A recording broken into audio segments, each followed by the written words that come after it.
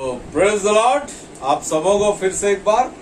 तो सीधे तौर पे आज हम लोग आते हैं बाइबल अध्ययन की तरफ और हम लोग निकाल लेंगे वचन मत्ती रचित सुसमाचार 3 अध्याय 2 पद और सूची पढ़ देना। मन फिराओ क्योंकि स्वर्ग का राज निकट आ गया है। बस एक पद और पढ़ देना सूची, लूका 5 अध्याय का 32 पद। मैं धर्मियों को नहीं परंतु पापियों को मन फिराने के लिए बुलाने आया हूँ। बहुत सुंदर। आज का जो टॉपिक है, आज का जो विषय है, उसका नाम है मन। और चूंकि मन फिराओ ये पूरा एक कंप्लीट वर्ड है और इसका इंग्लिश बाइबल में जब हम लोग पढ़ते हैं और जो मैंने मैसेज भी आपको किया था, मन फिराओ, रिपेंट। तो एक्चुअल में मेरा जो सब्जेक्ट है वो पूरा मन फिराओ के तरफ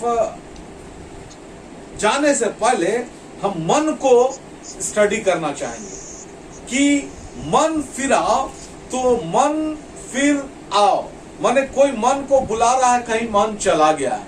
जैसा हम लोग बच्चे को बोलते हैं कि बेटा तुम फिर आओ, जहां चले गए हो तुम वापस आ जाओ, किसी जगह वो गया है तो बुला लेते हैं। या कोई बच्चा एक दूसरे दृष्टिकोण से भी हम बोलते हैं, जब मेरा बच्चा कोई गलत रास्ते पे चला जाता है तो हम कहते हैं कि बच्चे तुम गलत दिशा में जा रहे हो, वहां से तुम लौट आओ। तो वही वाला वर्ड है यहाँ पर, मन फिराओ। मन कहीं चला गया, मन को कुछ हो गया है, वो फिर आओ। और क्यों फिर आओ? क्योंकि स्वर्ग का राज निकट है। अब मेरा वो सब्जेक्ट नहीं है कि स्वर्ग का राज निकट है, उसके विषय में आज मैं बात नहीं करूंगा। आज मैं बात करूंगा मन फिराओ सब्जेक्ट में, मन का क्या इंपॉर्टेंस है। क्योंकि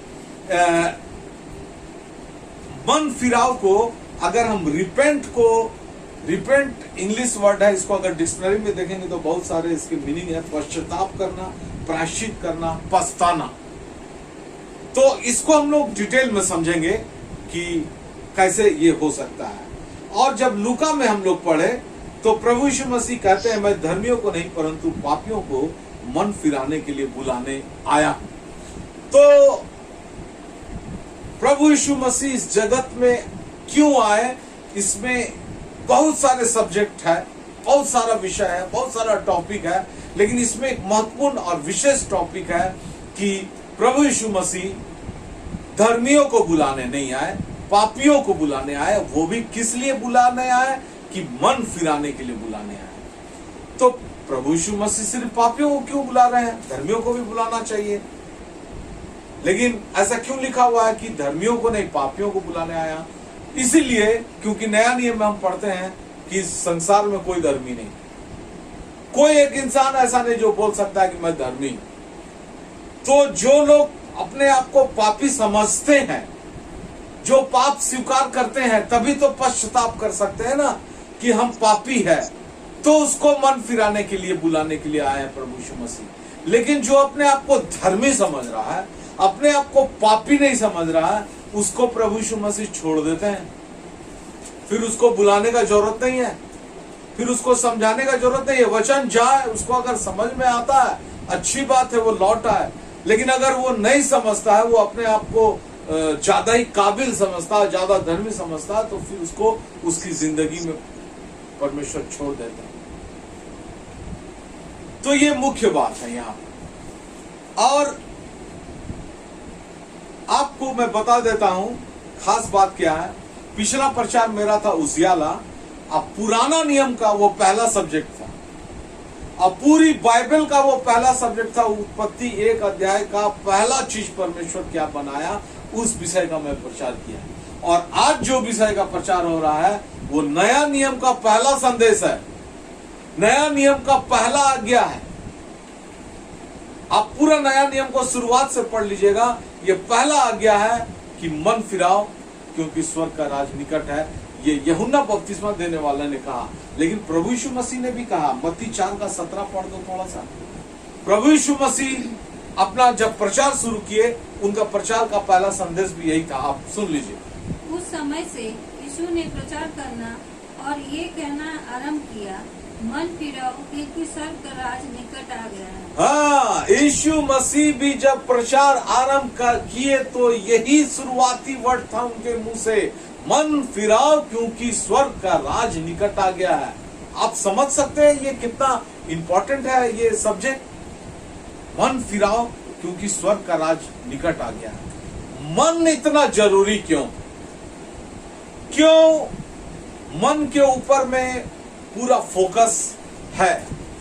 क्योंकि मैं आपको पिछले हफ्ता बताया, जो सब्जेक्ट सबसे पहला होता है वो बहुत इंपॉर्टेंट होता है। आप जब रिपेंट को बहुत एक्सप्लेन कीजिएगा तो वो पश्चाताप करना, किसी पाप या अपराध पर इतना दुख प्रकट करना जिससे यह आभास हो कि अपराधी भविष्य में एक अच्छा इंसान की भांति रहेगा। सिर्फ पश्चाताप कर लेना, मुंह से बोल देना हाँ ठीक है, अफसोस जता देना कि हाँ ठीक है हमसे गलती हुआ, ये काफी नहीं है। पश्चाताप का मतलब होता है लौट आना, और फिर ये सोच के लौट आना कि फिर से मैं अब उस जिंदगी में नहीं जाऊंगा। उसको कहते हैं मन फिराना, उसको कहते हैं पश्चाताप। ये ज्यादा जरूरी है। तो मन क्यों ज्यादा जरूरी है? कुछ वर्गों में, कुछ संप्रदायों में, कुछ विशेष जगहों पे, कुछ विशेष समुदायों में मन के जगह में दूसरे चीजों में फोकस ज्यादा रहता है। जैसे आप देखिएगा, कुछ लोग अपने आप को शुद्ध और पवित्र और धार्मिक कब कहते हैं? जब वो कोई एक खास विशेष तरीके का रंग का ड्रेस पहन लेते हैं तो वो कहते हैं कि ये शुद्धता की हो। कोई आदमी स्नान कर लिया बेहतर तरीके से तो वो अपने आप को शुद्ध समझ लेता, पवित्र समझ लेता। कोई आदमी शारीरिक दिखावटी, शारीरिक बनावट के अनुसार से अपने आप को फोकस कर लेता है। कोई आदमी सिर में कुछ पहन लेता है, टोपी, पगड़ी या कुछ बांध लेता है तो वो अपने आप को धर्मी दिखाता है। कोई आदमी अपने सिर में, ललाट में कोई चिन्ह या दाग लगा लेता है तो वो अपने आप को धर्मी और आत्मिक दिखाता लोगों के सामने। और वो व्यक्ति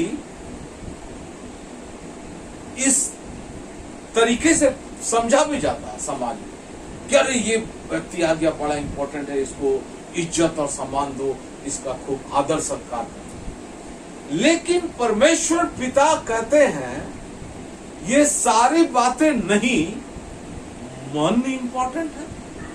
मन इतना इंपॉर्टेंट है, मसीहत के लिए मन इंपॉर्टेंट है।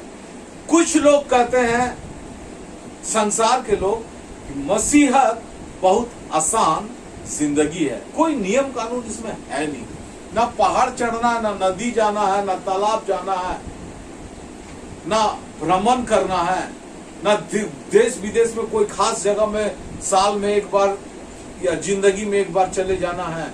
ऐसा कोई नियम कानून है नहीं। तो नियम है क्या? खास और विशेष नियमों में सबसे इंपॉर्टेंट नियम है मन फिराओ। मन इतना इंपॉर्टेंट मन क्यों हो गया? और इसी को आज हमको समझना है, मन इतना जरूरी क्यों है। इसको समझने के लिए हम लोग पहला शमूएल 16 अध्याय 7 पद को पढ़ेंगे। परंतु यहोवा ने सामुएल से कहा, ना तो उसके रूप पर दृष्टि कर और ना उसके कद की ऊंचाई पर, क्योंकि मैंने उसे अयोग्य जाना है। क्योंकि यहोवा का देखना मन का सा नहीं है, मनुष्य का सा। मनुष्य तो बाहर का रूप देखता है, परंतु यहोवा की दृष्टि मन पर रहती है। यहोवा की दृष्टि मन पर रहती है और मनुष्य तो बाहरी रूप को देखता है। मनुष्य बाहरी रूप को देखता है। हमारा इज्जत, सम्मान, आदर हमारे ऊपरी बनावट के अनुसार से लोग तय करते हैं। अगर किसी के घर में हम साइकिल में जाएं तो जो इज्जत मिलेगा उससे ज्यादा इज्जत मिलेगा अगर हम कार में चल जाते हैं। मैं कह रहा था कि किसी के घर हम कोई अच्छी से गाड़ी में चल जाए तो इज्जत मेरा बढ़ जाता है।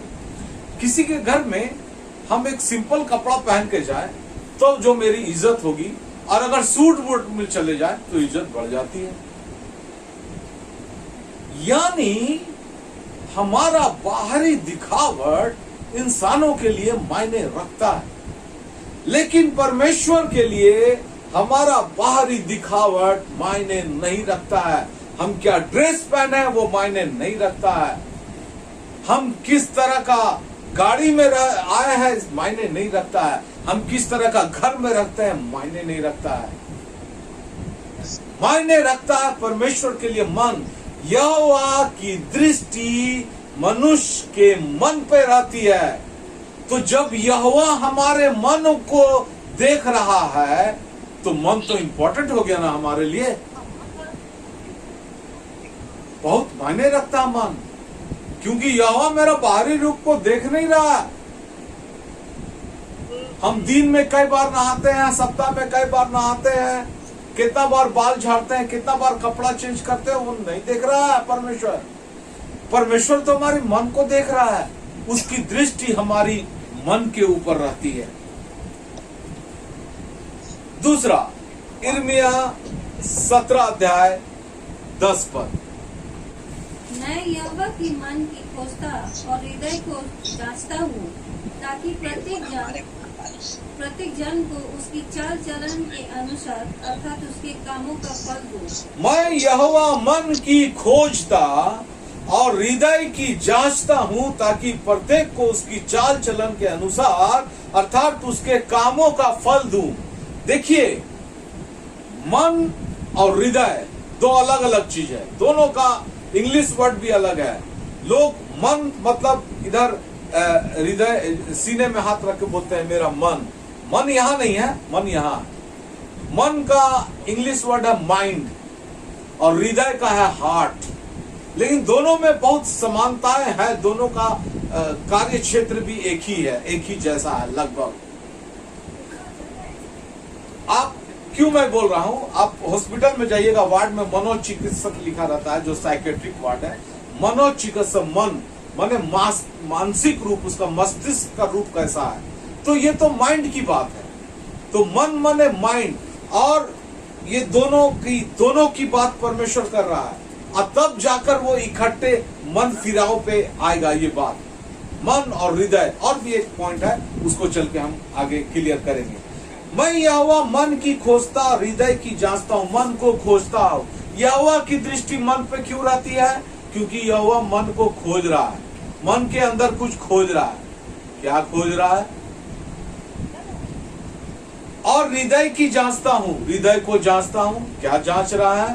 ताकि प्रत्येक को उसकी चाल चलन के अनुसार, यानी मेरा चाल चलन इस दुनिया में कैसा है वो मायने रखता है। तो वो चाल चलन कहां से निकलता है? वो हमारे मन से निकलता है, वो हमारे हृदय से निकलता है, और वही मेरे चाल चलन को बनाता है, वही मेरे चाल चलन को डिसाइड करता है। और इसीलिए मन इतना इंपॉर्टेंट है। इसीलिए यहोवा मन की और दृष्टि बनाए हुए है, यहोवा मन को खोज रहा है, और तब उसके कामों के अनुसार उसका फल दूं। यानी मेरा चाल चलन के अनुसार हमको फल मिलना है, अच्छा चाहे बुरा। तो फिर तो ये इंपॉर्टेंट हो गया कि हम अपनी मन पे ध्यान दें, हृदय पे ध्यान दें। हृदय मेरा सब्जेक्ट नहीं है, आज मेरा सब्जेक्ट मन है। तो हम मन पे चलेंगे, मन यानी माइंड। और एक पद पढ़ेंगे, पहला इतिहास 29 अध्याय का 17 पद।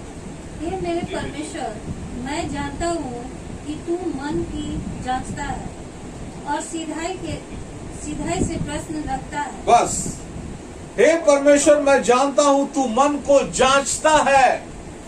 अब देखिए, यहोवा की दृष्टि मन पर है, वो मन को देख रहा है। क्यों देख रहा है? वो मन के अंदर खोज रहा है। क्या खोज रहा है? सारे वहां पर विचार, वहीं से चाल चलन निकल के हमारा आ रहा है, और वो मन को जांचता है। कुछ जांच हो रहा है, टेस्टिंग हो रहा है। और वो सीधाई से प्रश्न होता है, यानी हम एक सीधा इंसान है, अच्छा इंसान है, भला इंसान है, तो वो मन से निकल कर आ रहा है। और अगर कोई बुरा इंसान है तो वो भी मन से निकल के आ रहा है। तो मन की जांच तो होगी कि इसके मन में क्या पक रहा है, क्या चल रहा है, क्या सोच रहा है, क्या समझ रहा है, क्या प्लान बना रहा है, ये सब कुछ मन से तय हो रहा है। और इसीलिए मन मसीही जीवन के लिए एक इंपॉर्टेंट सब्जेक्ट है। इसलिए मैं आपको आज ये सब्जेक्ट को चुना हूं, आपको बता रहा हूं, एक मसीही जीवन के लिए मन बहुत ही इंपॉर्टेंट है। तो प्रश्न पहला का उत्तर हम लोग देखें कि मन इतना महत्वपूर्ण क्यों। तो जब मन में परमेश्वर देख रहा, मन को जांच रहा, मन में परमेश्वर का ध्यान है, तो इसका मतलब मन को कुछ हो गया है क्या, मन में कुछ गड़बड़ी है क्या। और ये गड़बड़ी है तो ये गड़बड़ी क्यों हुआ, कहां से हुआ, शुरुआत कब से हुआ, ये सारे प्रश्नों का जवाब हमको देखना है। ये प्रश्न नंबर 2 है और इसके लिए हम लोग उत्पत्ति 6 अध्याय का 5 और 6 पद पढ़ेंगे। यहोवा ने देखा कि मनुष्य की बुराई पृथ्वी पर बढ़ गई है और उनके मन के विचार में जो कुछ उत्पन्न होता है वो निरंतर बुरा ही होता है। बस ये उत्पत्ति 6 अध्याय यानी नूह का जल प्रलय से ठीक पहले का वर्णन है। यहोवा ने देखा, देखिए यहोवा की दृष्टि है तो यहोवा ने देखा, क्या देखा कि मनुष्यों की बुराई पृथ्वी पर बहुत बढ़ गई है। अब इंसान बहुत बुराई करने लगा, बुरा हो गया है। और उसके मन के विचार मतलब थॉट, सोच, मेरे मन में जो विचार है, जो कुछ उत्पन्न होता है, मन में एक विचार उत्पन्न होता है। देखिए मैं मन को एक्सप्लेन कर रहा हूं, मन क्या चीज है। मन में कुछ विचार उत्पन्न होता है, जो कुछ उत्पन्न होता है वो निरंतर बुरा ही होता है। वो हमेशा बुरा ही सोच रहा है, बुरा करना है, यही सोच रहा है। देखिए इसीलिए परमेश्वर का ध्यान मन पर है, क्योंकि मन में जो विचार उत्पन्न हो रहा है वो बुरा हो रहा है। हम चाहे शादीशुदा है तो पत्नी के खिलाफ कुछ बुरा सोच रहे हैं, हम अगर माता पिता पेरेंट्स है तो बच्चों के खिलाफ कुछ बुरा सोच रहे हैं, हम अगर किसी का भाई बहन है तो अपने भाई बहन के खिलाफ बुरा सोच रहे हैं, हम अगर बेटा या बेटी है तो अपने माँ बाप के खिलाफ बुरा सोच रहे हैं, हम किसी का रिश्तेदार है तो अपने रिश्तेदारों के खिलाफ बुरा सोच रहे हैं, हम किसी के पड़ोस में रहते हैं तो अपने पड़ोसियों के खिलाफ बुरा सोच रहे हैं, हम किसी समाज में रहते हैं, किसी देश में रहते हैं तो उनके खिलाफ बुरा सोच रहे हैं। क्या ऐसा हो रहा है क्या? तो इसीलिए तो परमेश्वर का ध्यान मन पर लगा हुआ है। और अगर इसकी शुरुआत आप देखें तो आप उत्पत्ति का वो पद पढ़ना, तो जहां पर हवा बोलती है कि फल मन भाव है, वो पद मैं लिखा नहीं हूं, मुझे अचानक से याद आ गया। आप पढ़ दीजिए 3 अध्याय का 6 पद में है क्या? हाँ पढ़िए। अतः जब स्त्री ने देखा कि उस वृक्ष का फल खाने के लिए अच्छा है। स्त्री ने देखा, हवा ने देखा, शैतान बोला कि ये फल खा लो, तो क्या देखी? वो अपने आंख से देखती है कि ये फल खाने के लिए तो अच्छा है और देखने में मन भाव है। बस मन भाव, मन को भाता है। परमेश्वर मना किया था खाने से, तो उधर देखना ही नहीं था उसको, देखी तो मन को भा गया। हम इस दुनिया में पाप कब कर लेते हैं? जब हमारे मन को भा जाता है। तो वो मन को भा गया। हम इस दुनिया में पाप कब कर बैठते हैं? जब हमको अपने पड़ोस में रहने वाले का घर देख के मन को भा जाता है, कितना सुंदर घर है, काश मेरा भी घर ऐसा होता, और फिर अपने घर में जिद करते हैं कि ऐसा घर बनाना। लोगों के ड्रेस को देख के मन भा जाता है और अपने घर में जिद करते हैं कि हमको ऐसा ही ड्रेस बनाना है। लोगों के रहन सहन खान पान को देखकर मन भा जाता है कि हमारा रहन सहन भी ऐसा होना चाहिए, हमारे कपड़े भी ऐसा होना चाहिए, हमारे भोजन में भी ये चीज होना चाहिए। मन को भा जाता है। लोगों की गाड़ियां को देख के हमारा मन भा जाता है कि मेरे पास भी खास ऐसा गाड़ी होता, हमको ऐसा चाहिए ही चाहिए। जीत करते हैं और गलत काम कर देते हैं उन सारी चीजों को पाने के लिए, क्योंकि मन को भा जाता है। हवा के मन को भा गया था वो फल। आप अपनी जिंदगी का दायरा को जानते हैं, कैपेसिटी को जानते हैं कि आपकी घर में क्या कमाई है, आपके पास क्या संपत्ति है और आप क्या क्या चीज उससे खरीद सकते हैं। और अपने से बड़ा सोच को आप अपने मन को भा लीजिएगा तो फिर उसको हासिल करने के लिए गलत काम कर दीजिएगा, क्योंकि वो आपके मन को भा गया है। ये शुरुआत वहीं से हुआ। हवा के मन को भा गया था वो फल और इसीलिए वो खा ली। और इसीलिए परमेश्वर कहता है कि इसके मन के विचार में जो कुछ उत्पन्न होता वो निरंतर बुरा ही होता है। दूसरा पद उत्पत्ति 6:12 को पढ़ दीजिए। और परमेश्वर ने पृथ्वी पर जो दृष्टि की तो क्या देखा कि वो बिगड़ गई है, बिगड़ी हुई है, क्योंकि सब प्राणियों ने पृथ्वी पर अपना अपना चाल चलन बिगाड़ लिया। सब प्राणियों ने अपना चाल चलन बिगाड़ लिया है, इसीलिए पृथ्वी बिगड़ गई है। और इसीलिए परमेश्वर ने पृथ्वी को नष्ट करने का प्लान बनाया था और वो जल प्रलय आया था नूह के समय में, क्योंकि उनके मन के विचार में जो कुछ उत्पन्न होता था बुरा होता था और इस बुरा के चलते उसका चाल चलन बिगड़ गया। मेरा चाल चलन बिगड़ता तब है जब हमारे मन के विचार में कुछ गलत उत्पन्न हो जाता है। और इसीलिए परमेश्वर का फोकस है, पूरा ध्यान है मन के ऊपर।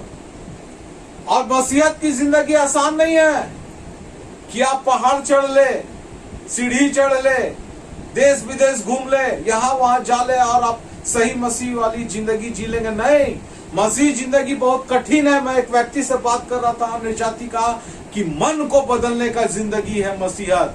तो वो बोला कि मन बदलना तो बड़ा कठिन काम, वाकई कठिन काम, लेकिन इसको परमेश्वर आसान बनाया है। आगे चल के हम लोग समझेंगे। एक पद और पढ़िए, उत्पत्ति 6:13 पद। तब परमेश्वर ने नूह से कहा, सब प्राणियों के अंत करने का प्रश्न मेरे सामने आ गया है। क्योंकि उनके कारण पृथ्वी उपद्रव से भर गई। उनके कारण पृथ्वी उपद्रव से भर गई है। देखिए, मन को भा गया था, हवा को भा गया था, वो फल देखी खाई, वहां से शुरू हुआ कहानी। फिर आया कि मन के विचार में जो कुछ उत्पन्न होता वो बुरा ही होता है। फिर आया कि वो उसने अपना चाल चलन बिगाड़ लिया है। और अब आया इस कारण पृथ्वी उपद्रव से भर गई है। यानी मन में गलत चीज पैदा होने से हमारे अंदर बुरे ख्यालात आते हैं, हमारा चाल चलन बिगड़ता है और हम उपद्रव से भर जाते हैं और सारे जगत को भी उपद्रव से भर देते हैं। तब अगर हम वो जो मेरे मन को भाया है, अगर वो हम हासिल नहीं कर सकते, खरीद नहीं सकते, आसानी से हमको मिल नहीं सकता है, तो हम उपद्रव करते हैं, हम घूस लेते हैं, हम चोरी करते हैं, हम डकैती करते हैं, हम मर्डर करते हैं, हर कीमत पे झूठ बोलते हैं और सब चीज का सहारा ले लेते हैं, लेकिन उस चीज को हासिल करना चाहते हैं। क्यों? क्योंकि हमारे मन को वो भाग गया था। सतर्क रहना है हम मसीहों को, क्योंकि हमारा मन इंपॉर्टेंट है इन बातों के लिए। और एक पद हम लोग पढ़ेंगे, मत्ती 15:18 पद से पढ़िए थोड़ा सा। पर जो कुछ मुंह से निकलता है वो मन से निकलता है। जो कुछ मुंह से निकलता है वो मन से निकलता है। चलिए आगे बोलिए। और वही मनुष्य को अशुद्ध करता है। वही मनुष्य को अशुद्ध करेगा या अशुद्ध करेगा। अच्छी बात निकलेगी शुद्ध रहेगा वो, बुरी बात निकलेगी अशुद्ध रहेगा। आगे पढ़िए, आगे पढ़िए वहीं से। क्योंकि बुरे विचार हत्या,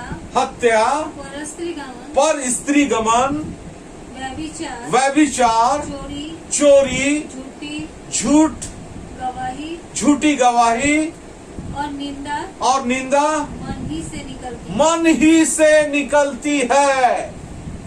देखिए, मेरा प्रचार करने का स्टाइल थोड़ा किताब लिखने का समान है। मेरे को बहुत लोगों ने बोला किताब लिखने, आप लोग मेरे लिए प्रार्थना कीजिएगा कि मैं आगे चल के किताब मैं भी लिखना चाहता हूँ, मैं लिखूं, क्योंकि ये इतना बड़ा सब्जेक्ट है, ये 1 घंटे के प्रचार में खत्म नहीं हो सकता है। तो शायद मैं किताब लिख पाऊं, मेरे लिए प्रार्थना जरूर कीजिएगा।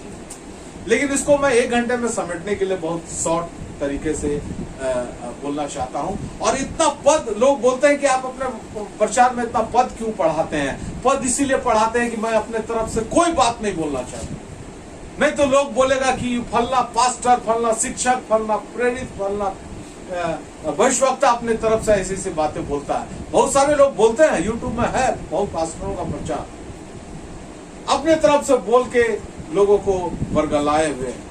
मैं अपने तरफ से एक बात नहीं बोलना चाहता हूं। मैं जो बोलना चाहता हूं उसको मैं खोजता हूं कि वो बाइबल में वो पद लिखा हुआ है कि नहीं, और तब आपको पढ़ा देता हूं कि आप उस पद को पढ़ लीजिए, वो सीक्वेंस में है। और थोड़ा मैं मैथमेटिकल बात करता हूं, थोड़ा साइंटिफिक बात करता हूं, ताकि आप उससे कनेक्शन जोड़ पाए, ताकि आप उसको अच्छे तरीके से समझ पाए। तो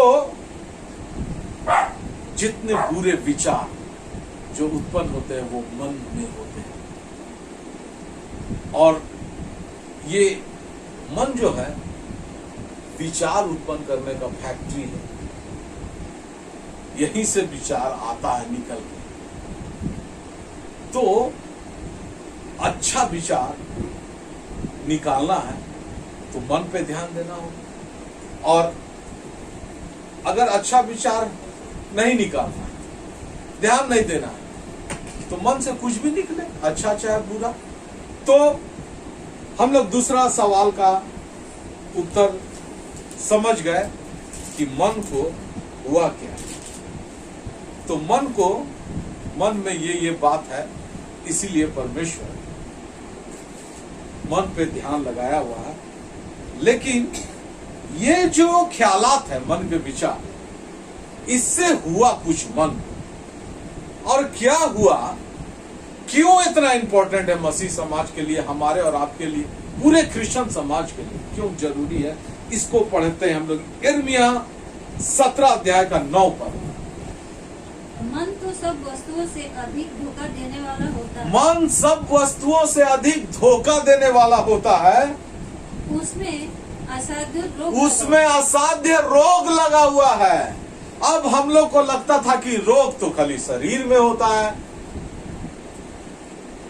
ऐसा नहीं है, बीमारी कहीं भी हो सकता है। मैं आपको बता देता हूं, जानवरों को बीमारी होता है,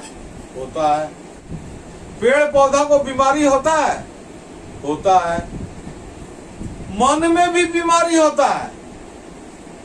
तो मन धोखा देने वाला है। धोखा, जैसे मैं और मेरा जिगरी यार हमेशा एक साथ कहीं भी आना जाना करते थे।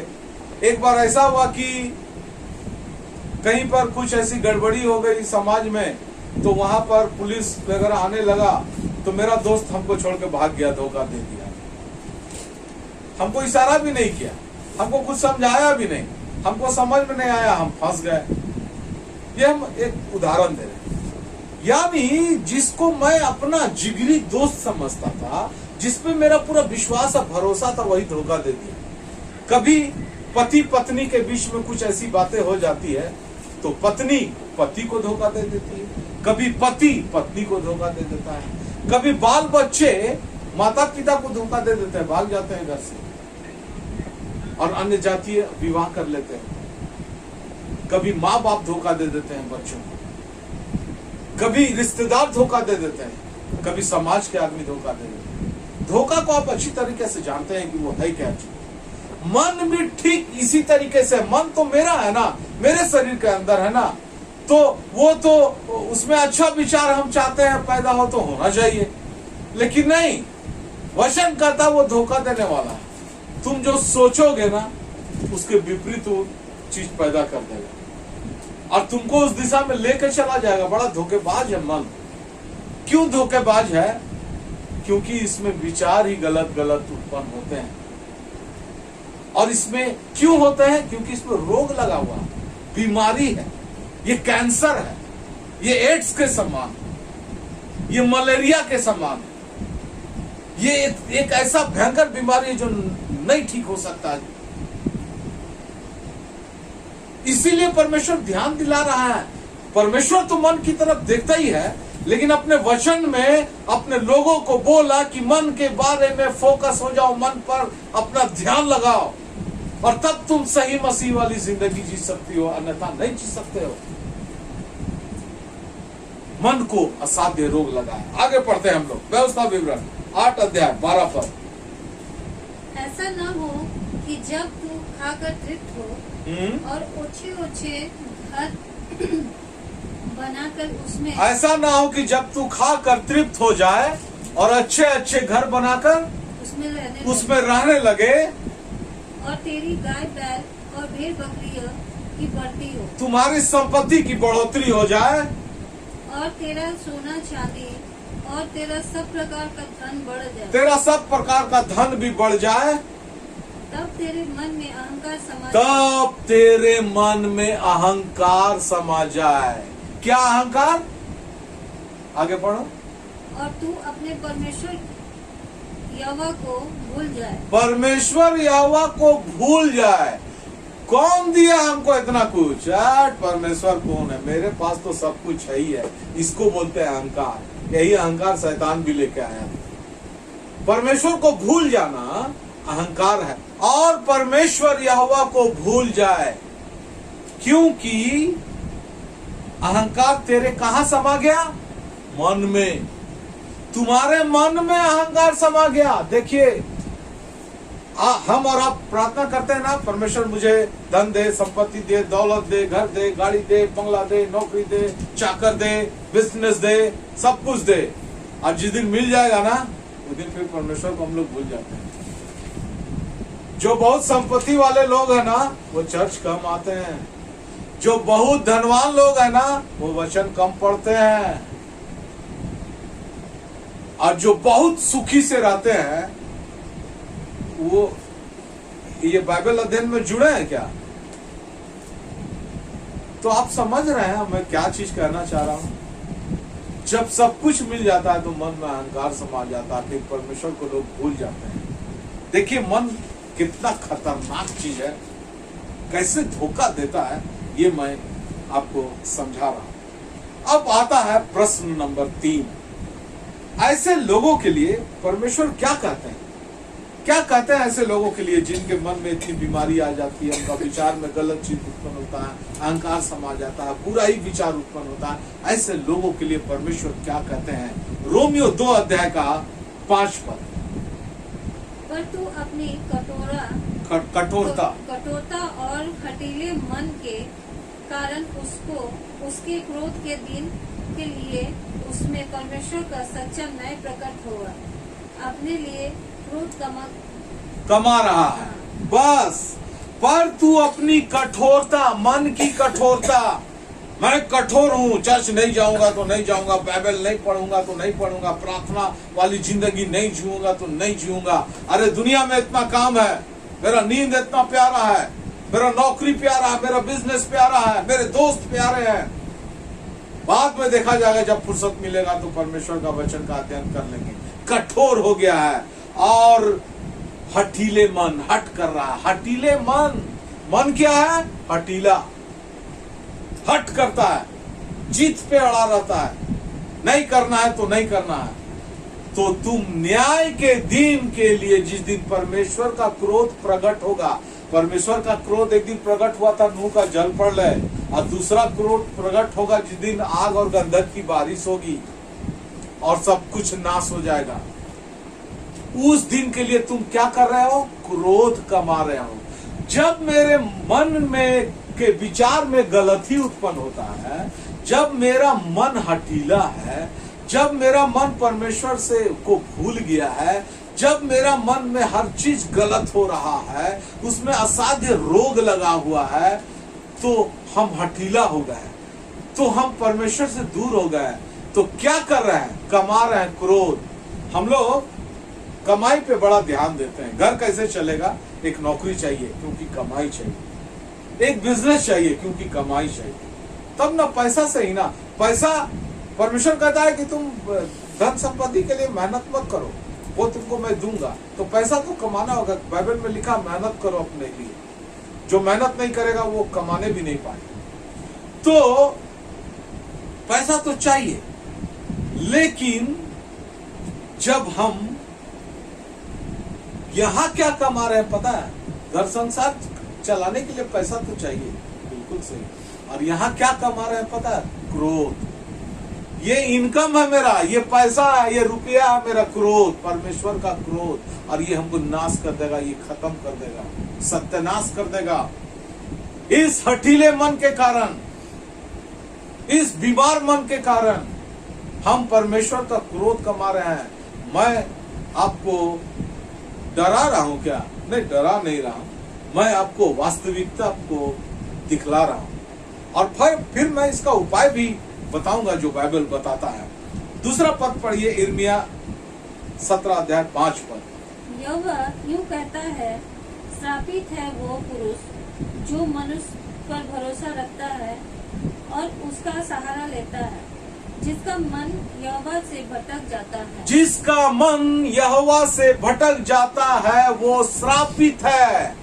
जो मनुष्य पे भरोसा करता वो श्रापित है। अब तो मन मेरा भटक गया, यहोवा से दूर हो गया, सच्चे परमेश्वर से दूर हो गया, तो हम श्राप के भागीदार हो गए। पहले तो पढ़े कि हम क्रोध कमा रहे हैं, क्रोध तो कमा लिए, अब क्या हुआ, अब श्राप आया। श्राप नष्ट कर देगा आदमी को। लेकिन हम बाइबल में पढ़ते हैं, जो यीशु मसीह पर विश्वास किए हैं, जो यीशु मसीह पर भरोसा रखते हैं, जो यीशु मसीह के रास्ते पर चलते हैं, उसके लिए फिर श्राप है नहीं, क्योंकि हमारे लिए प्रभु यीशु मसीह श्रापित बना, वो एक अलग विषय है, अच्छा बात है। लेकिन जो यीशु मसीह को जानने के बाद, पहचानने के बाद, सब कुछ देख लिए, वो मसीहत की जिंदगी, जीवन, और उसके बावजूद परमेश्वर से दूर है, तो फिर से क्रोध कमाने लगा वो, और फिर से श्रापित बनने लगा वो। बहुत सचेत रहने की बात है हम मसीहों के लिए। इसीलिए यह नई आज्ञा आई, और वो नई आज्ञा पढ़िए, व्यवस्था विवरण 6 अध्याय का 5 पद।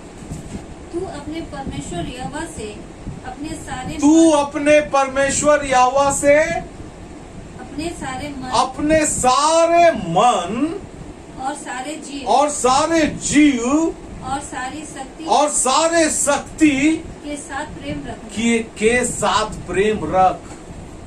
सारा बात यहाँ प्रेम पे है। परमेश्वर आदम हवा को बनाया और एदन की वाटिका में रख दिया, अब प्रत्येक दिन उससे भेंट करने आता था। वो परमेश्वर संगति रखता था, उससे प्रेम करता था, और वो पाप किया और अदन की वाटिका से परमेश्वर जब बाहर निकाल दिया, उसके बाद परमेश्वर बार बार मौका दिया सुधरने के बाद, और तब जाके क्रोध आ गया। लेकिन प्रेम तो परमेश्वर चाहता है।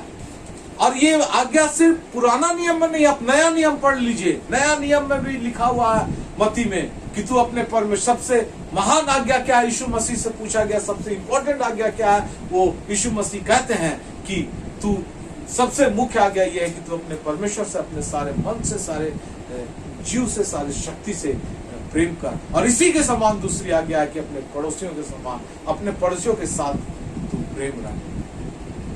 तो प्रेम इंपॉर्टेंट है। अगर प्रेम रहता परमेश्वर से तो मन में इतना बुराई नहीं आता। और इसीलिए इस आज्ञा को परमेश्वर मनुष्य को दिया, क्योंकि यहां पर लिखा है कि तू अपने परमेश्वर से प्रेम रख। किस तरह का प्रेम? सारे मन से, मन के अंदर में प्रेम होना चाहिए, सारे जीव माने सारे जीवन से, अपनी जिंदगी से, और सारे शक्ति ताकत लगाकर परमेश्वर से प्रेम कर। और क्या हम इस आज्ञा का पालन कर पाएंगे? परमेश्वर इसका, देखिए ये सारी बातों में मनुष्य कुछ नहीं कर पाएगा। उपाय तो परमेश्वर किया है, उपाय परमेश्वर किया है, लेकिन फिर परमेश्वर इंसानों को ही मौका दिया है, मानना है कि नहीं मानना। इसीलिए हम लोग आगे बढ़ते हैं, और हम लोग आगे इसीलिए बढ़ेंगे क्योंकि इसका उपाय परमेश्वर दिया।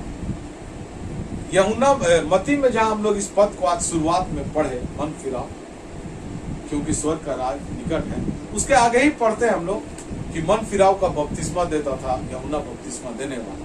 और हम लोग सारे लोग जितने लोग बपतिस्मा लिए हैं जल का, वो मन फिराओ का ही जल का बपतिस्मा लिए हैं।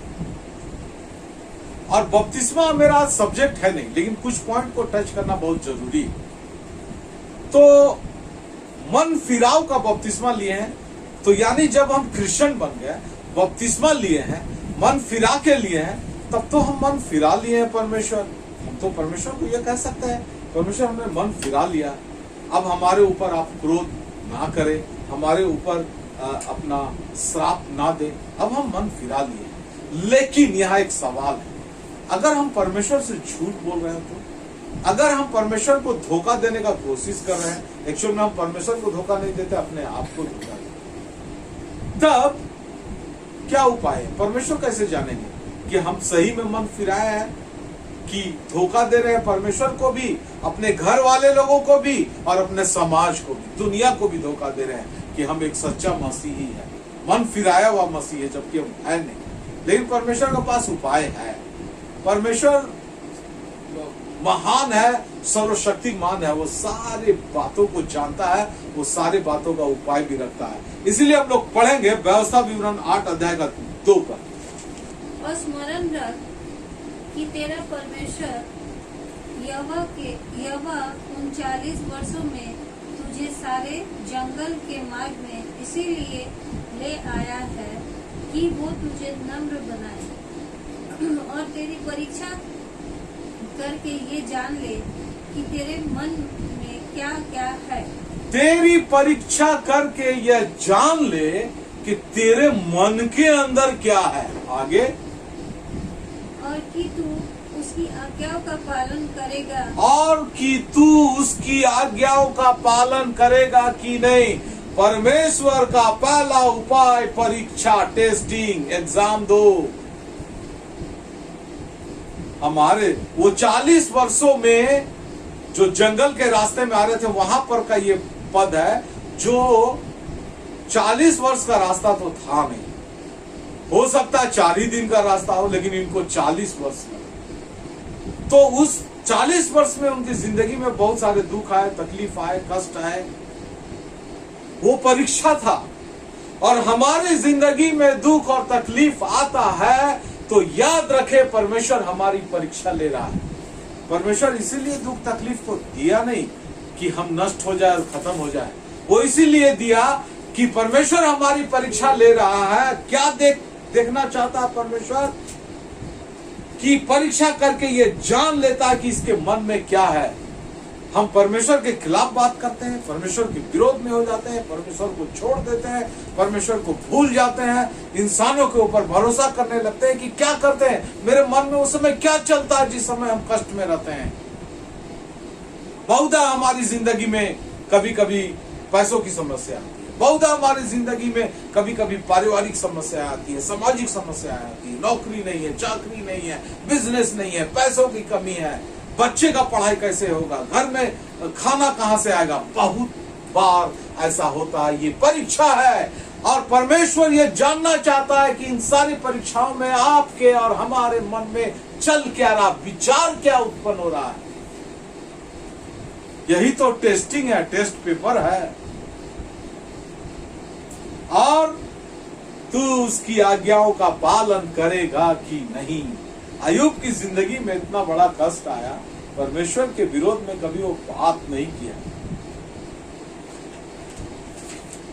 और हमेशा वो परमेश्वर की आज्ञाओं को मानता रहा, चलता रहा, परमेश्वर को आदर देता रहा। और इसीलिए उसकी जिंदगी से कष्ट खत्म हुई और आशीष पर आशीष भरपूर, 2 गुना 4 गुना आशीष पाया हुआ हम और आप भी पा सकते हैं।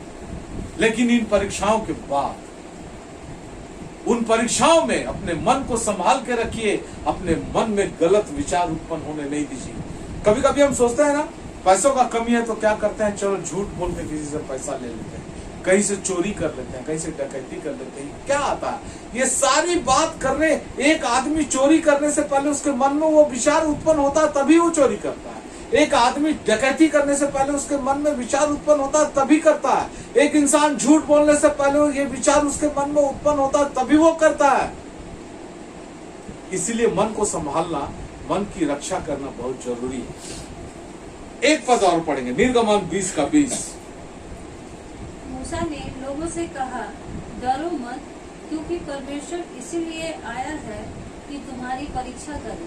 परमेश्वर हमारी परीक्षा क्यों करे? क्या है आगे?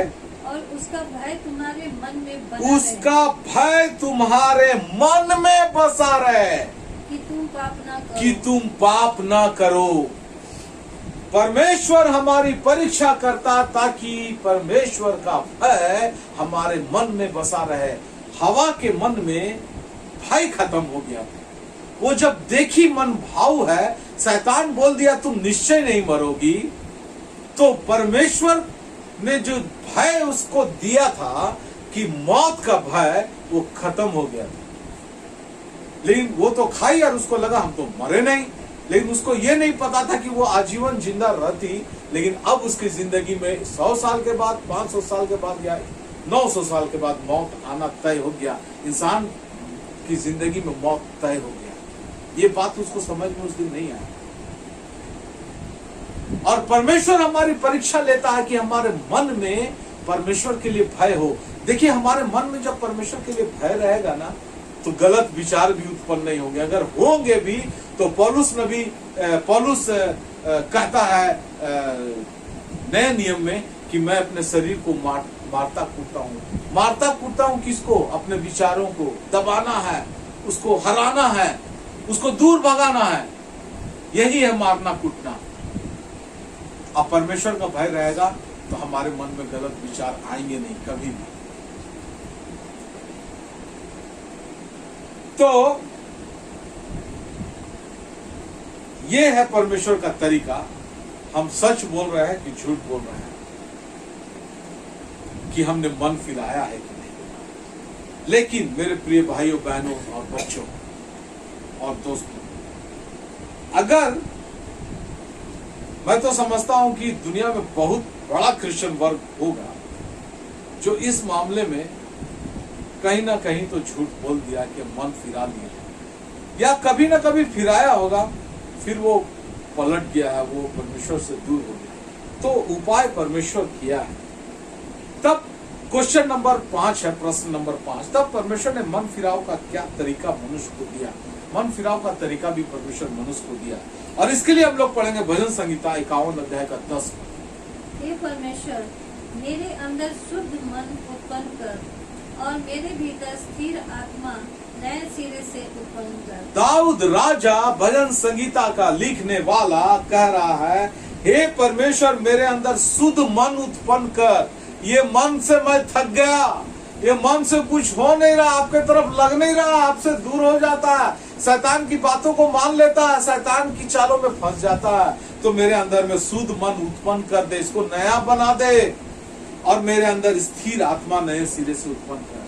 देखिए, मैं वहां पर बताया था ना कि 3 पॉइंट है मन के साथ, मन और हृदय, और यहाँ आ गया आत्मा।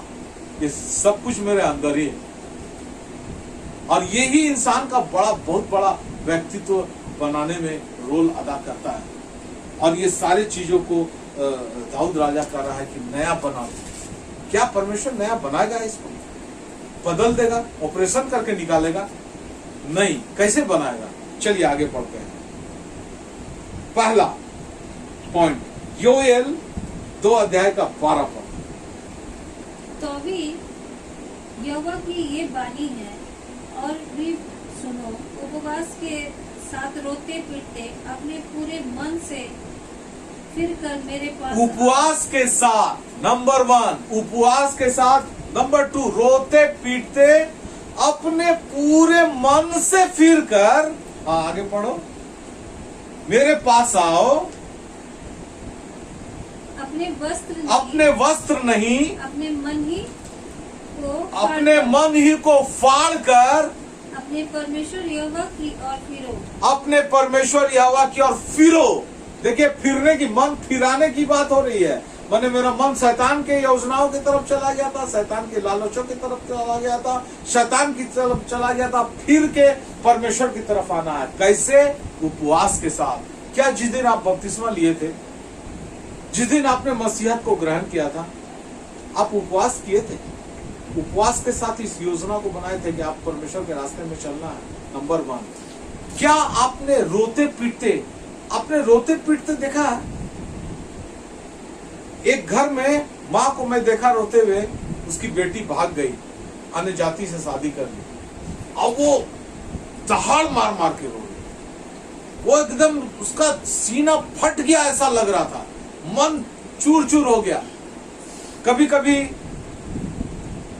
पत्नी चले गई, पति को छोड़ के तलाक ले ली, बोली कि इस इंसान को मैं सोचा था कि ये मेरा बनेगा, मेरा हमसफर बनेगा, लेकिन ये तो मन ही को तोड़ दिया। और मन कपड़े नहीं, मन को फाड़ कर। आप देखिएगा, पुराना नियम पढ़िएगा, यहूदी लोग, इजरायली लोग, जब कोई नबी मरता था बड़ा और या राजा मरता था, तो वो धूल में लौटते थे, वो धूल को अपने सिर में लगाते थे और कपड़ा को फाड़ते थे। ये दुख प्रकट करने का तरीका था कि हम इस बात से बहुत दुखित हैं। और वाकई वो लोग ऐसा पूरी अंदर की भावना से करते थे। लेकिन यहाँ कह रहा, कपड़ा नहीं फाड़ो तुम। हम लोग भी कई बार कपड़ा फाड़ लेते हैं, गुस्साते हैं, चाहे बहुत दुखी होते हैं तो कपड़ा फाड़ लेते हैं, या कोई चीज तोड़ देते हैं, फोड़ देते हैं, मोबाइलें तोड़ देते हैं पटक के, या घर का बर्तने तोड़ देते हैं, शीशे फोड़ देते हैं। यहाँ बोल रहा परमेश्वर, मन को फाड़ दो, तोड़ दो। तुम्हारा मन टूटा हुआ है, किससे? कि सचमुच परमेश्वर आज तक हम आपको नहीं पहचान पाए, आज तक आपकी बातों से दूर रहे और शैतान की चालों में फंसे रहे, और शैतान हमको बहुत लालच दिया था, तुमको तरक्की देंगे, तुमको बहुत कुछ देंगे, लेकिन कुछ मिला नहीं। मेरा मन एकदम टूट गया है।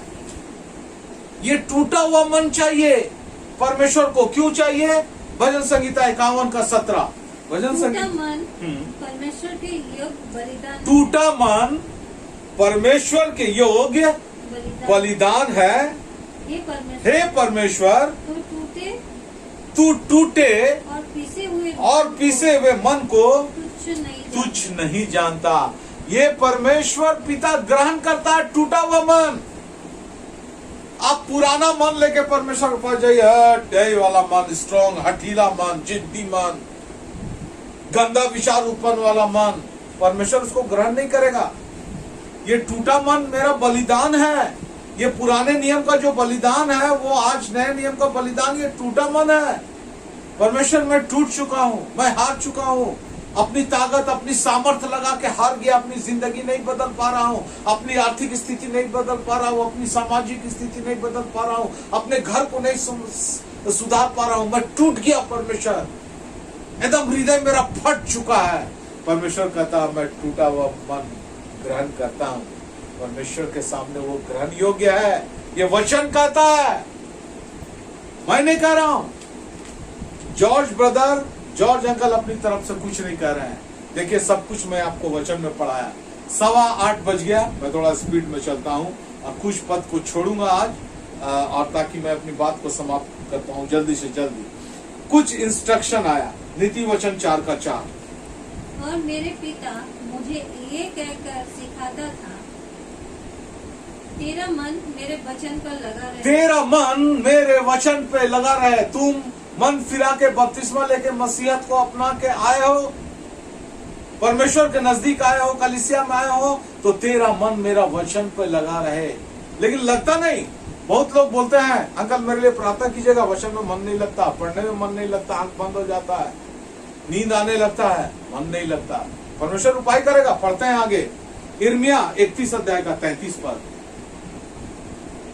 परंतु जो वचा मैं उन दिनों के बाद इस्राएल के घराने से बांधूंगा, हाँ? वो ये है, हाँ? मैं अपनी व्यवस्था उनके मन में समाऊंगा। मैं अपनी व्यवस्था उन दिनों के बाद, अब मैं अपनी व्यवस्था माने वचन, माने ये बाइबल, उनके मन में समवाऊंगा, उनके मन में समा दूंगा। आप तभी देखते हैं कि आज हमको बहुत सारा वचन याद रहता है। कुछ लोग तो ऐसे हैं, बहुत सारे वचन को याद रखे हैं, क्योंकि परमेश्वर हमारे मन में वो समा देगा बोला है। आगे, और उनके हृदय में लिख दूंगा। अब हृदय भी इंपॉर्टेंट है ना, मन में समा दूंगा, हृदय में लिख दूंगा। ये वायदा परमेश्वर पुराना नियम में कर रहा है, नया नियम में पूरा होता है ये। चलिए देखते हैं आगे चलकर। व्यवस्था विवरण 30 अध्याय का 6 पद। और तेरा परमेश्वर यहोवा तेरे और तेरे वंश के मन का खातना करेगा। तेरा परमेश्वर यहोवा तेरा और तेरे सारे वंश का मन का खतना करेगा। आगे, कि तू अपने परमेश्वर यहोवा से अपने सारे मन और सारे प्राण के साथ प्रेम करे, ताकि तू अपने परमेश्वर यहोवा से सारे मन से प्रेम करे, जिससे तू जीवित रहे। अब लोगों ने मुझसे पूछा खतना क्या होता है, कुछ लोगों ने पूछा, और नहीं तो आप YouTube में जाके देख लो। खतना शरीर का एक हिस्सा, अंग, चमड़ा को काटना है छुरी चाकू से कोई चीज। ये चिन्ह था अब्राहम के वंश। लेकिन परमेश्वर यहाँ पर अब बोल दिया दूसरा चीज, मैं तुम्हारे मन का खतना करूंगा। माने मन में कुछ बुरी बातें हैं, कुछ बुरे विचार हैं, जिसको काट के हटाऊंगा। अभी छुरी चाकू से तो हटेगा नहीं, लेकिन ये हटेगा कैसे, आगे चल के समझते हैं। और मन का खतना करेंगे, इसके बाद ही तू परमेश्वर से सारे मन से प्रेम कर पाओगे, अन्यथा नहीं कर पाओगे। तो कुलुस्सियों 2 अध्याय का 11 पद पढ़िए। उसी में तुम्हारा ऐसा खतना हुआ है, उसी में तुम्हारा ऐसा खतना हुआ है जो हाथ से नहीं होता, जो हाथ से नहीं होता, छुरी चाकू से नहीं होता है, अर्थात मसीह का खतना। ये अर्थात मसीह का खतना। आगे, जिससे शरीर देह उतार दी जाती है, जिससे शारीरिक देह उतार दी जाती है। वहां पर शारीरिक खतना जो था अब्राहम का, उसमें चमड़ा को काटने के बाद उसको उतार दी जाती, उसको पलट दिया जाता था। और यहाँ पर शारीरिक देह, पुराना मनुष्यत्व को उतार के नया मनुष्यत्व को पहनना है। आगे, शारीरिक देह उतार दी जाती है, और उसी के साथ बपतिस्मा में उसी के साथ बपतिस्मा में गाड़े गए, और उसी में परमेश्वर के सामर्थ्य पर विश्वास करके उसने उसको मरे हुओं में से जिलाया। बस, यानी बपतिस्मा में यीशु मसीह के साथ हम मारे जाते हैं, गाड़े जाते हैं और जी उठते हैं। ये वाला संबोधन है यहाँ, इसका ये वाला मीनिंग है मेरा बपतिस्मा का। और वो था मसीह का खतना। पुराना नियम में परमेश्वर कहा मैं तुम्हारे मन का खतना करूंगा, नया नियम में बता दिया वो कौन सा खतना है, मसीह का खतना। और उसमें हमारी पुराने मनुष्यत्व को उतारना है और नया मनुष्यत्व को पहनना है, तभी हम परमेश्वर से प्रेम कर पाएंगे। ये हो पाएगा, कैसे होगा, आगे चलते हैं। यानी बपतिस्मा एक वर्ड आ गया। आज मेरा प्रचार नहीं है, ये पेंडिंग रहा, अगला प्रचार मैं जरूर करूंगा बपतिस्मा के बारे में। बपतिस्मा के बारे में सारे मसीह समाज, संसार को जानना जरूरी कि बपतिस्मा है क्या। लेकिन हम एक चीज यहाँ नोटिस आपको बता देते हैं। बपतिस्मा माने 3 बपतिस्मा। पहला जल का बपतिस्मा, मन फिराव का। दूसरा बाइबल में ही लिखा गया है, पवित्र आत्मा का बपतिस्मा। और तीसरा आग का बपतिस्मा। और तीनों बपतिस्मा जब तक नहीं ले लेंगे हम मन नहीं फिरा सकते। तो मन फिराव का बपतिस्मा जो यूहन्ना बपतिस्मा देने वाला देता था, जो जल का था, जो हम लोग लिए जल का, वो हमको डिसीजन, वो मन फिराने के लिए हम डिसीजन लेते हैं, वो निर्णय लेते हैं। और वो निर्णय मेरे लिए मायने रखता है। वो पहला तरीका था, पहला स्टेज है जल का बपतिस्मा। दूसरा पवित्र आत्मा का बपतिस्मा। पवित्र आत्मा का बपतिस्मा क्यों इंपॉर्टेंट है? यह जकेल 36 अध्याय का 25। मैं तुम पर शुद्ध जल छिड़काऊंगा, मैं तुझ पर शुद्ध जल छिड़काऊंगा और तुम शुद्ध हो जाओगे। हाँ, और मैं तुमको तुम्हारी सारी अशुद्धता और मूर्खता से शुद्ध करूंगा। हाँ, मैं तुमको नया मन दूंगा। मैं तुमको नया मन दूंगा। आगे पढ़ो। और तुम्हारे भीतर नई आत्मा उत्पन्न तुम्हारे भीतर नई आत्मा उत्पन्न करूंगा, आत्मा ही नया कर दूंगा तुम्हारा। आगे, और तुम्हारी देह में से पत्थर का हृदय निकाल, तुम्हारी देह में से पत्थर का हृदय, जो तुम्हारा हृदय कठोर है, उसको निकाल कर तुमको मांस का हृदय तुमको दूंगा। मांस का हृदय दूंगा। पुराना नियम में कह दिया परमेश्वर पिता तुमको नया मन दूंगा, लेकिन नया मन दिया परमेश्वर। रोमियो 5:5 बहुत इंपॉर्टेंट, और 2 या 3 पद बचा हुआ है, मेरे साथ बने रहिएगा। ये अंत जो है ये बहुत सुहाना होने वाला है। शुरू से थोड़ा डरावना लग रहा था, बहुत खतरनाक बात सुने, अंत बहुत अच्छा होने वाला है। रोमियो 5:5। और आशा से लज्जा नहीं होती, हाँ, क्योंकि पवित्र आत्मा जो हमें दिया गया है उसके द्वारा परमेश्वर का प्रेम हमारे मन में डाला गया है। यानी परमेश्वर का प्रेम हमारे मन में कैसे डाला गया है? जब हम पवित्र आत्मा का बपतिस्मा ले लेते हैं, जब हमारे अंदर पवित्र आत्मा आ जाता है, जब हम पवित्र आत्मा से भर जाते हैं, तो पवित्र आत्मा का बपतिस्मा इंपॉर्टेंट हो गया ना, और तभी हम परमेश्वर से प्रेम कर पाएंगे। देखिए, सारा बात प्रेम के अंदर छुपा हुआ है। और अगर परमेश्वर से प्रेम कर पाएंगे तो अपने मन को फिरा कर परमेश्वर से की तरफ देखेंगे, वचन की तरफ देखेंगे, और शैतान की तरफ से आंख को बंद करके रखेंगे। अगर हम परमेश्वर से प्रेम रखेंगे, आप परमेश्वर से प्रेम तभी रख पाएंगे जब हम पवित्र आत्मा से भर जाएंगे, पवित्र आत्मा को ग्रहण करेंगे, पवित्र आत्मा को अपनी जिंदगी में आने देंगे, न्योता देंगे, पवित्र आत्मा का हम मंदिर बन जाएंगे, पवित्र आत्मा का हम घर बन जाएंगे। पवित्र आत्मा कभी आएगा कभी चला जाएगा ऐसा नहीं होगा। पवित्र आत्मा हमारे घर में वास करेगा, हमारे साथ रहेगा हर पल। तब हम परमेश्वर का प्रेम को जान पाएंगे, समझ पाएंगे, और सारे मन से परमेश्वर से प्रेम कर पाएंगे। क्योंकि नया नियम कहता है पवित्र आत्मा के द्वारा हमारे मन में परमेश्वर का प्रेम को डाला गया है। और तीसरा, आग का बपतिस्मा। आग का बपतिस्मा एक दुख का बपतिस्मा है जो यीशु मसीह भी लिया, एक क्रूस की मृत्यु का बपतिस्मा है। तो वो दुख इंपॉर्टेंट है हमारे और आपकी जिंदगी में। यशायाह 48 अध्याय का 10 पद को पढ़ लीजिए।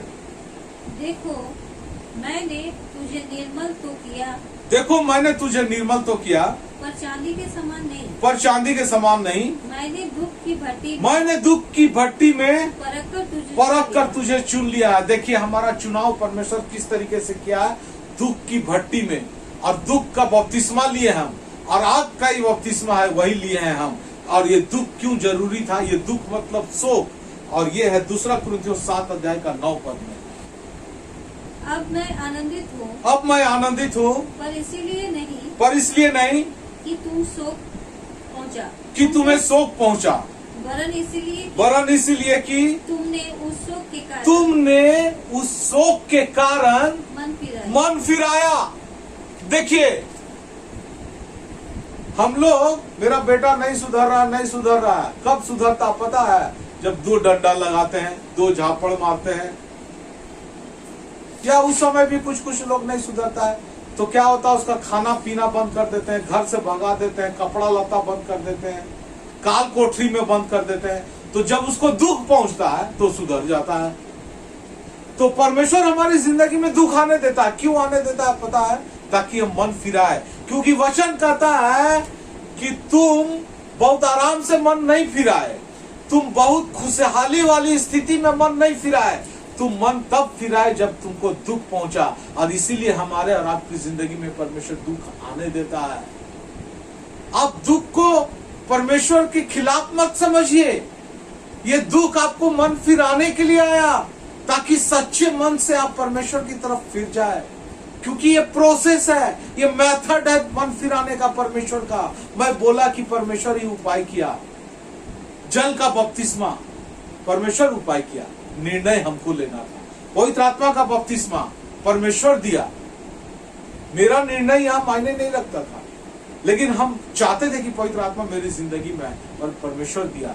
दुख का बपतिस्मा, हम नहीं चाहते हैं कि दुख मेरी जिंदगी में आए, परमेश्वर आने दिया, वो आग का बपतिस्मा। और वो आग का बपतिस्मा हम लिए। और ये 3 बपतिस्मा जब तक नहीं लेंगे तब तक मन फिरा नहीं सकते हैं। लोग बपतिस्मा का मन एक ही बपतिस्मा समझते हैं, पानी का बपतिस्मा। ऐसा है नहीं। बपतिस्मा एक वर्ड है, उसके 3 पार्ट है। मन फिराव का जल का बपतिस्मा, पवित्र आत्मा का बपतिस्मा, और उसके बाद आग का बपतिस्मा। अब आते हैं वेरी इंपॉर्टेंट पॉइंट पे, पहला कुरिन्थियों 2:16। क्योंकि प्रभु का मन किसने जाना है क्योंकि प्रभु का मन किसने जाना है कि उसे सिखाए, कि उसे सिखाए, परंतु हम में परंतु हम में मसीह का मन है। मसीह का मन है। हो गया नया। मेरे पास जो मन था वो चेंज हो गया, बदल दिया गया। जिस समय हम ये निर्णय लिए कि जल का बपतिस्मा लेना है, जिस समय हम ये निर्णय लिए कि मसीह के ऊपर विश्वास करना है, जिस समय हम ये निर्णय लिए कि वचन के अनुसार जीना है, तो मेरा मन बदल गया। मेरा मन को हटा के परमेश्वर मसीह का मन फिट कर दिया। ये एक ऑपरेशन के समान है, ये एक ट्रांसप्लांट के समान है। जैसा किडनी बदल दिया जाता है, कहीं कहीं सुने कि हार्ट भी बदल दिया जाता है, खराब हो गया तो हमारा भी हार्ट बदल दिया गया, मन ने बदल दिया गया। अब हमारा मन मेरे पास रहा नहीं, वो हट गया। परमेश्वर खतना करके हटा दिया उसको, काट के। अब हमको मसीह का मन दे दिया। कैसे? वो बपतिस्मा के द्वारा, 3 बपतिस्मा, जल का, पवित्र आत्मा का, दुख का बपतिस्मा। तब हम निर्णय लिए मन फिराने का, और वो निर्णय जो मन फिराने का लिए, वो मेरे अंदर अब मसीह का मन को भर दिया। कितना इंपॉर्टेंट। अब हमको चिंता करने का जरूरत नहीं है कि हम परमेश्वर के वचन में मन नहीं लग रहा, परमेश्वर के पर ध्यान कैसे दे, जगत के तरफ से ध्यान कैसे हटाए। हट जाएगा सब कुछ, क्योंकि पवित्र आत्मा जब दे दिया तो पवित्र आत्मा के द्वारा हमारे मन में परमेश्वर का प्रेम डाल दिया गया, और हमारे अंदर में मसीह का मन डाल दिया गया। अंतिम पद, सब कुछ हो गया। पहला मत्ती 3:8 निकालो। हमारे 1 मिनट, हमारे अंदर मसीह का मन आ गया, हम मन फिरा लिए। अब सच्चा मन फिराए। अब जाने इतनी बातों को, ये सच्चा मन फिराना था। अब हमारे अंदर मसीह का मन है। अंकल, अब करना क्या होगा? पढ़ो आप। इसीलिए मन फिराव के योग्य फल लाओ। बस इसीलिए मन फिराव के योग्य फल लाओ। और आज मेरा प्रचार फल का नहीं है, जरूर अगली बार करूंगा। फल बहुत तरह के हैं। बाइबल में आत्मा के फल दिया गया है, ज्योति का फल दिया गया, भले कामों का फल दिया गया है। पवित्र आत्मा के 9 फल, प्रेम, धीरज, कृपा, भलाई, नम्रता, ये फल लाना है। जब मसीह का मन हमारे अंदर आ गया, हम मन फिरा लिए, तो वो फल से नजर आना चाहिए था ना। हमारे स्वभाव से, हमारे चरित्र से नजर आना चाहिए। और ये काम हमको और आपको करना है। हम अपनी ताकत से नहीं कर पाएंगे। पवित्र आत्मा को आने दे अपनी जिंदगी में, वो करेगा, वो हमारे अंदर से फल पैदा करके दिखाएगा। इसीलिए पवित्र आत्मा के 9 फल है। और हमको प्रयास करना है, हमको भी अपना निर्णय लेना, हमको भी अपना निर्णय दिखाना है परमेश्वर को, डिसीजन लेना। हाँ परमेश्वर, मैं आपके लिए, आपके वचन के अनुसार पवित्र आत्मा का 9 फल अपने अंदर से पैदा होने के लिए, पैदा हो, इसके लिए मैं आमंत्रण करता हूँ। पवित्र आत्मा को पैदा करे, और दुनिया से मैं बचूंगा। मैं शैतान की योजनाओं की तरफ देख के मन भाव नहीं हो जाऊंगा, जैसा हवा फल को देख के मन भाव हो गई थी। नहीं करूंगा, क्योंकि हमारे और आप में, मेरे प्रिय भाइयों, बहनों और बच्चों और दोस्तों, हमारे अंदर में मसीह का मन डाल दिया गया है। हमारे अंदर पवित्र आत्मा डाल दिया गया है। उसके द्वारा हमारे अंदर परमेश्वर के प्रति प्रेम जाग गया है। अब हम परमेश्वर से ही प्रेम करेंगे, परमेश्वर की तरफ देखेंगे, शैतान की तरफ नहीं, दुनिया की तरफ नहीं। और हम फल पैदा करेंगे, मन फिराव के योग्य फल पैदा करेंगे। अब वो फल बताएगा कि ये आदमी सही में मन फिराया है। फल जरूरी है। मैं प्रार्थना करता हूं परमेश्वर पिता, हम सारे लोग, जितने लोग आज सुन रहे हैं, जितने लोग बाद में सुनेंगे, हमारे अंदर वो मन फिराव का फल पैदा होने पाए, ताकि हम सच्चा मन फिराव दिखा सके परमेश्वर को, उनके क्रोध से बचे, वो श्राप से बच जाए और अनंत जीवन के भागी हो। और अंत में हम लोग सारे लोग मिलकर, जितने लोग सुन रहे हैं, उस अनंत जीवन में प्रवेश करने पाए, और उस समय हम लोग पूरे आनंद के साथ रहेंगे। परमेश्वर आप सबों को इस वचन की गहराई की बातों के द्वारा बहुतायत की आशीषों से भरे। परमेश्वर आपको बुद्धि, ज्ञान और समझ दे, उत्साह दे, उमंग दे। अपनी जिंदगी के दुख और तकलीफों को दूर करते हुए परमेश्वर आपको एक नया जीवन। आइए